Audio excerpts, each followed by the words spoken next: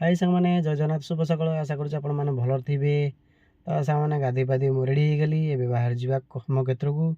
ତ ସାଙ୍ଗମାନେ ବ୍ୟାଗ୍ ପକେଟରେ ଗେଞ୍ଜି ଦେଲି, ୟାକୁ ନ ରଖିଲେ କେହି ଖାଇଦେବେନି। ତାପରେ ଦଣ୍ଡ ସାପ ମୁଣ୍ଡଟା ଦେଖୁଛି କୋପଟ ଅଛି, ତାପରେ ଦଣ୍ଡକୁ ଆଣିକି ଅଣ୍ଟାରେ ଗୁଡ଼େଇ ଦେଲି।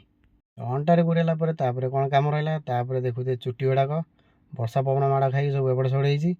ତାକୁ ଟିକେ ଚାଲନ୍ତୁ ସାଇଜ୍ କରିଦେବା। ତାକୁ ସାଇଜ୍ କଲା ପରେ ମୁହଁଟା ଟିକେ ହ୍ୟାଣ୍ଡସମ୍ ଦେଖାଯିବ, ନହେଲେ ବେତାଳିଆ ଦେଖାଯିବ।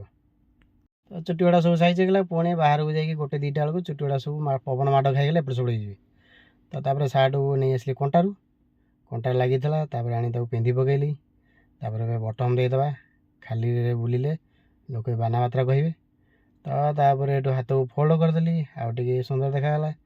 ତାପରେ ସେଣ୍ଟ ପକାଇଦେବା, ସେଣ୍ଟ ଟିକେ ପକାଇଲେ ଦେହଟା ବାସ୍ନା ରହିବ, ଆଉ ଟିକେ ଭଲ ଲାଗିବ। ତ ଫୁସ୍ କରି ପକାଇଦେଲି, ଆଉ ଟିକେ ପକାଇଦେବା ଏପଟେ ଫୁସ୍।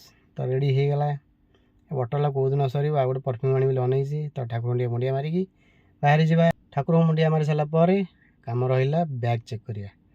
ଆଜି ତ ଭୁଲି ଯାଇଛି, ଆଜି ତ ଟିଫିନ୍ ନେବାର ନାହିଁ, କାହିଁକିନା କାଲି ରାତିରେ ମୋର ଗୋଟେ ଭୁଲ ସହସେ ମୁଁ ପରିବା ଆଣିନାହିଁ।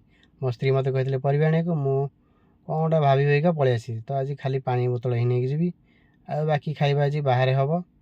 ତ ମନଟା ଆଜି ମୋର ଦୁଃଖ ହେଇଗଲା, ବାହାରେ ଖାଇବି, ପେଟ ଖରାପ ହେବ। ତ ହଉ ପଛେ ଦିନେ ବାହାରେ ଖାଇଲେ ଭଲ ଲାଗିବ। ତ ପାଣି ବୋତଲ ବ୍ୟାଗ୍ରେ ପକାଇଦେଲି। ତାପରେ କାମ ରହିଲା କ'ଣ, ବ୍ୟାଗ୍ ଟିକେ ଚେକ୍ କରିଦେବା, ବ୍ୟାଗ୍ରେ ମୋ ଡାଟା କେବୁଲ୍ ଅଛି ନା ନାହିଁ, ବାକି ସବୁ ଜିନିଷ ଯେମିତି ଥୁଆ ହେଇଛି। ତ ରେଡ଼ି ହେଇଗଲି, ବେତାଳ ମୋ କାନ୍ଧରେ ପକାଇଦେଲି, ବାହାରିଗଲି କର୍ମକ୍ଷେତ୍ରକୁ ବାହାରିଗଲି। ତ ମୋ ମୁଣ୍ଡଟା ଏଠି ରହିଥିଲା, ମୁଣ୍ଡଟାକୁ ଆଣି ଟିକେ ପୋଛାପୋଛି କରି ଚିକଣା କରିଦେଲି। ସିଏ ବି ରେଡ଼ି, ମୁଁ ବି ରେଡ଼ି।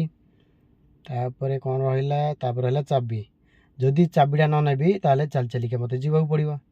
ତ ସେ କାମ ତ ମୁଁ କରିବିନି, ଚାବିଟା ନେଇକି ଗଲି। ତ ବାଇ ସାଙ୍ଗମାନେ, ରହିଲି, ଜୟ ଜଗନ୍ନାଥ।